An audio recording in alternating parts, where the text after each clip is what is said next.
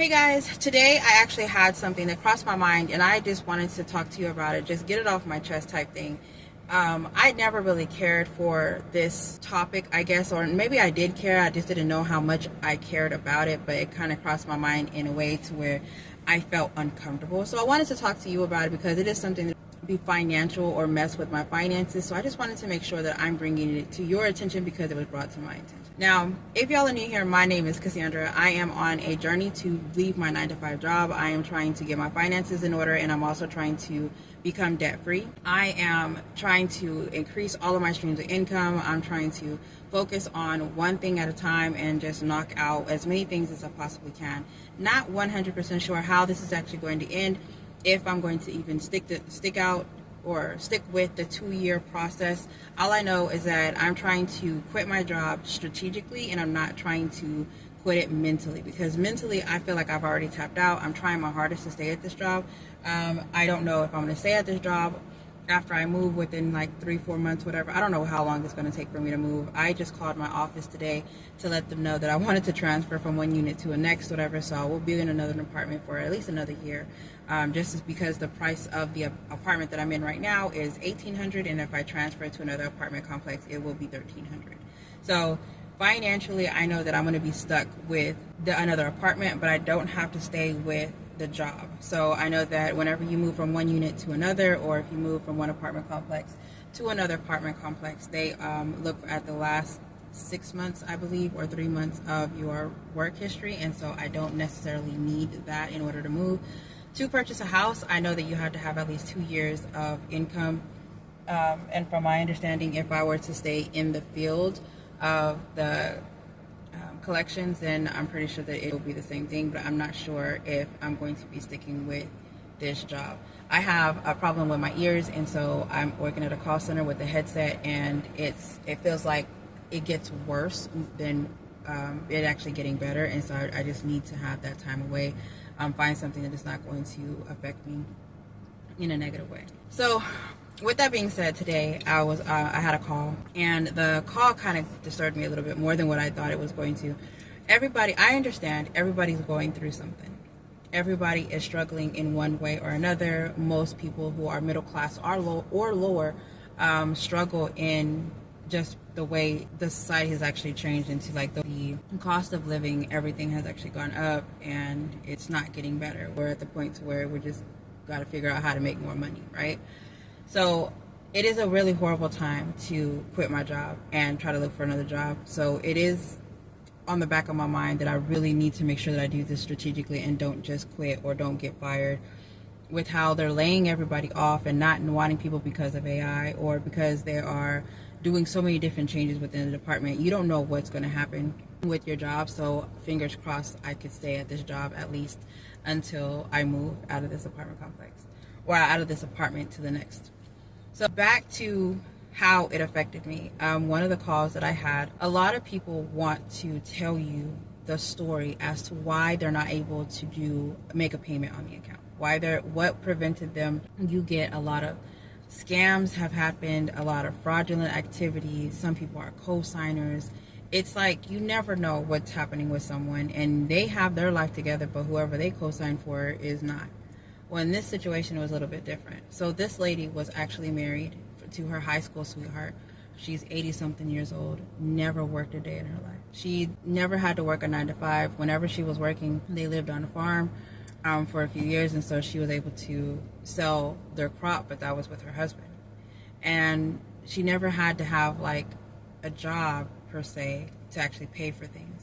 Whenever they got older, they're on Social Security, and with the way he had it set up for them, she didn't have to worry about anything.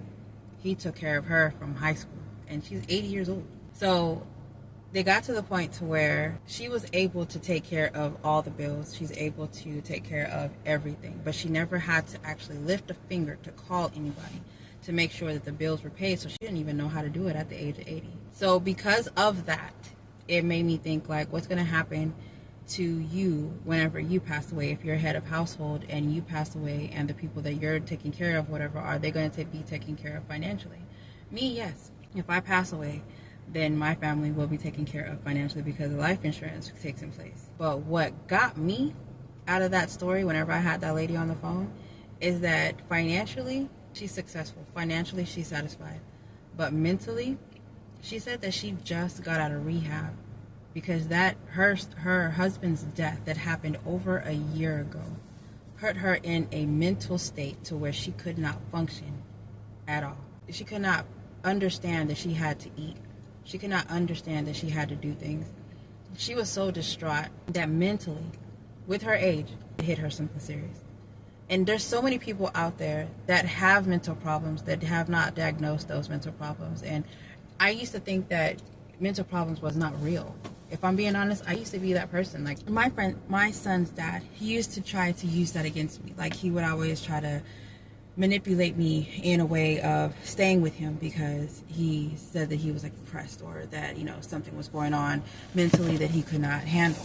So because of the situation of him saying it, I did not believe that whatever situation that he had, I did not believe that it was true because he would claim that, you know, it was a mental issue, it was depression, it was whatever, because he didn't have anywhere else to go. He needed me to take care of him or to do whatever because he said he was depressed, right? So whenever people say that they were depressed for a while, for a long time, I did not believe it. I did not believe that it was a real thing that can happen until I had weight loss surgery. So I kid you not, like I knew that I was getting better. I was getting healthier. I was going to lose a lot of weight or whatever. I was small before. I used to like to, you know, work out and whatever and run and, you know, I used to practice football with the semi-pro people that were here in San Antonio for like the longest time. Like I just loved to work out because I loved the way my body was shaped. I loved I was, you know, perfect the way I was and I didn't have any problems. I used to like go jogging and stuff, and now you ask me to go running, I'm like, nah, I'd rather get caught. I cannot stand working out anymore.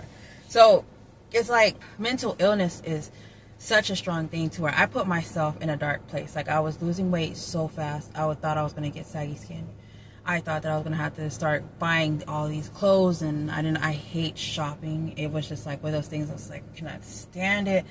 Got to the point where I ended up losing 100 and something pounds. I had to go buy a pair of pants. I didn't have jeans. I had to go back to the office now. And I'm like, I don't have any pants or clothes that actually fit me. Like, what am I going to do, you know? And so I went out to Ross one day, and I was after work, and I had these sweatpants on, and every time I walked like one step, the sweatpants were like showing my butt crack, or like my underwear was out. Like it was like a whole bunch going on. Like it was, I remember like it was yesterday. I'm starting to get like antsy just talking about it. But anyway, so because of me needing to get clothes for work, like I was like, okay, I need to go and get something because I have nothing. I went into the Ross, and Ross is one of the dumbest places you could ever go to. I should have just went to Walmart. I went into Ross, and there was a whole bunch of people. It was after 5 o'clock traffic, and you know, it was like really busy or whatever. And next thing you know, I like started like freaking out. Like I'm like hyperventilating. I felt like I couldn't breathe. My head started hurting, and like things just kind of like I was like a hiccup, like I was like a, you know, like trying to like, whoa, what's going on, you know? And it was new to me. I've never had that feeling before. So I like put the shirt and the pants that I had, because I was sad because I didn't even know if that was the size that I wore, because I'm so used to shopping in the XL section that I didn't know what size I was. And then the try on the fitting room was packed, and it was like a lot of people, and I just like put it down and I walked to the car. I was completely fine. I was kind of like, what was that? I think what that was more confused as to what the hell was that, you know, like what was that? I get to the car, I get back in my zone, you know, and I'm like, something like overwhelmed me inside the Ross, whatever, to where I was like, my hands were like shaking, and I just started crying. And I'm not the type of person to cry. I've never been emotional like that to where it just like, I'm just crying, you know, like I've never been that person. So whenever it happened, I was like, what was that? So I literally called my friends, and I was kind of like, you know, my cousins, and I was like, hey, what's going on with that? Like, what, you know, what's whatever. So finally I started reaching out to people, and I was like, hey, this is what's going on with my mind. I'm thinking this and I'm not understanding. This is how I was acting when I went to Ross, and I don't want to leave the house. I want to stay in the house. I was like scared of something that I made up or something. I don't know. I did not know what was going on. So I literally started talking to therapists, and I was like, I think I'm schizophrenic. Like, I done made it up. I'm schizophrenic. Something happened. Somebody took over my body in Ross. I was looking for some jeans. That's all I wanted was a pair of jeans. And next thing you know, my heart tried to get out my body. My arms started feeling funny. I started sweating. I couldn't breathe. I had the hiccups, but there was no hiccup. So when I say I had a mental breakdown, the lady was like, your stress level is up, and I think you had a panic attack. I was like, what the hell is a panic attack? I heard of it, but I thought panic meant like you panicking. Like there's some going, like I don't know. I didn't know what a panic was until it happened. So I was like, what do you mean I'm having a panic attack? What's wrong with me? I was like, I'm not schizophrenic. She said, no, you're not. I said, are you sure? I'm not bipolar? She was like, no. I was like, ma'am, were you there whenever it happened to me? Because I'm trying to tell you what happened. I'm about to pass out. When I go outside, it's kind of freaking me out right now. She was like, no, whatever. And so I literally got to the point to where I didn't want to leave the house. I didn't want to talk to anybody. I was crying for like no reason, whatever. It was like I put myself in this hole. And then I'll talk to my cousins. We had a group chat, and they called me, and they're like, bitch, this is what your body used to look like before. Put the same clothes on you was wearing before. You wear a size 14, 16 now. You ain't wearing size 26 no more. So I went on Amazon and bought me a pair of pants, put them things on. I said, I'm back in a size 16. That's it. And I was just like done. Like it just washed off of me. Like I had it and I picked it like this, and I was like, it's done. I have no idea what happened. So after that, I realized that I do have, like, people can have mental problems. I think they can literally freak out, you know? So because of that, when that lady told me, and I'm not saying that I'm insensitive or whatever, but when that lady told me, I kind of froze up, because she was like, my husband passed away, my kids are all grown, you know, I think her youngest is like 60 something, and her oldest is like 60 something, and she was like, my kids are passing away, my husband's passing away. She was like, and I'm stuck, and I want to be here by myself, and I can't even make my own money. I can't take care of myself. I can't do anything. She said he literally did everything. She said, I haven't even been outside in years to check my own mail. And I was like, if I were to pass away, would my kids be able to mentally take care of themselves? And my first thought was no. I don't think they would be able to. Honestly, I really don't think that. My oldest one, she's such an empath in ways that I'm like, girl, that had nothing to do with you. Why are you crying? Girl, why are you mad if that person way over there, do you even know that person? Do you even know their name? Like, she is so emotionally attached to her surroundings that I think that if I were to pass away with the attachment that she has of me, because she's not as close to her dad, and I don't know, just seeing her friend's grandparent pass away, that put her somewhere. I don't know where it put her, but it put her somewhere, and she couldn't get out. So I was like, I need to make sure that my expenses, I'm a year ahead. I need to get my expenses up. I need to make sure that my family is good whenever I leave. I need to make sure that today that they're good. Whenever I hear about how long it takes someone to actually get their money from assets and stuff that people have set up for them, it's not tomorrow. It's like a couple months. And in those couple months, I don't know what's going to happen.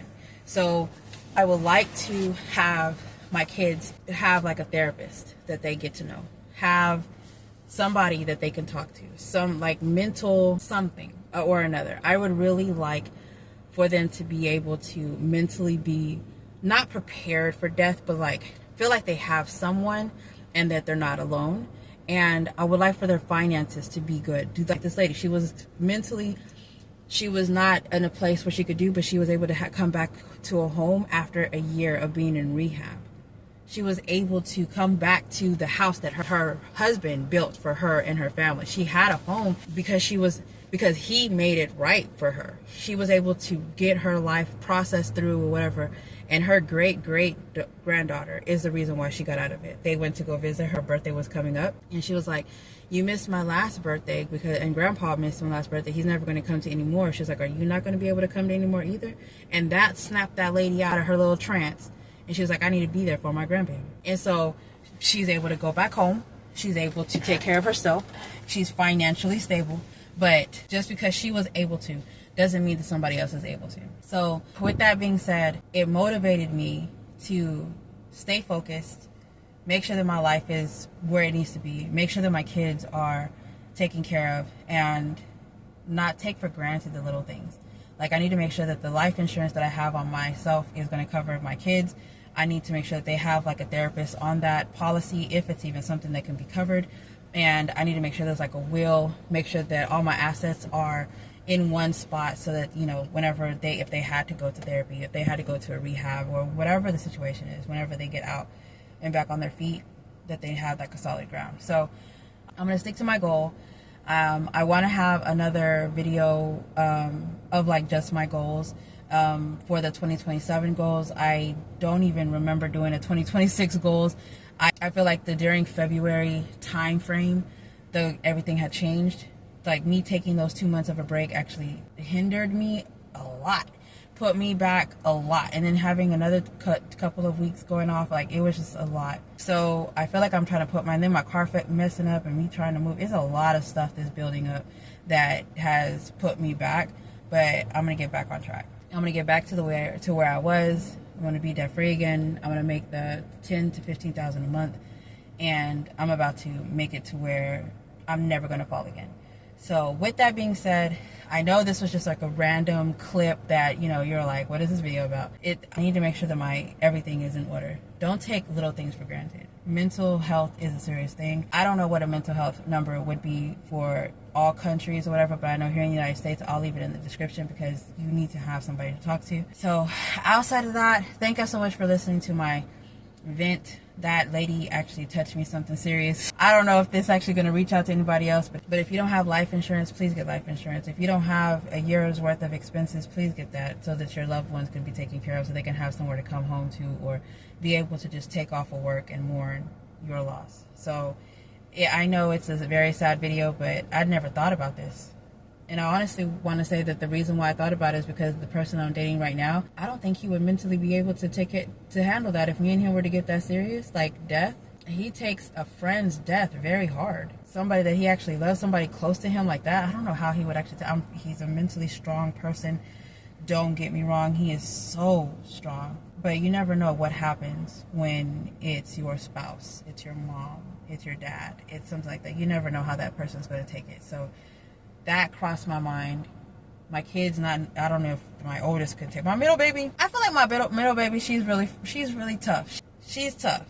My son, I know he understands it, but he's so young right now that I don't know if he would, I think he would get over it sooner, you know, than later. But my oldest, I need to make sure that I have a home for her to go to if something like that were to happen.